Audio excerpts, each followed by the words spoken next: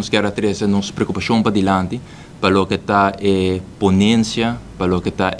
carta que a fração de AFP saca ayer, caminha não indicar, e esse está na direito, não indicar de sostener o senhor Mike de Mesa, pero tem mesmo roceia, não trata de influenciar o processo, de instruir o Ministério Público que não mesterase. É parte irônico de Turco está que nós começar na carta de explicar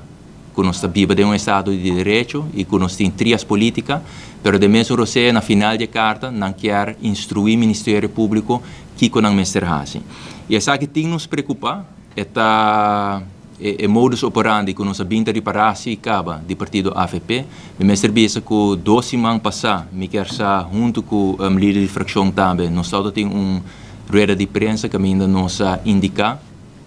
que nós estamos perigoso, que atacar empregado no público. E no mesmo momento também nos indica durante a rueda de prensa 2 semanas passadas que nós sentimos que o seguinte target vai vir ao Ministério Público. E me quer o que nos indica 2 semanas passadas, ayer nós por a confirmação dessa aqui, que ainda agora que depois que tu reflete na toda dirigir o Departamento de Imposto, agora que tu reflete na em direção do Ministério Público. E essa aqui não está sano para Estado de Direito, é algo muito preocupante e esse é o motivo também de que nós fazemos diferentes perguntas na ministro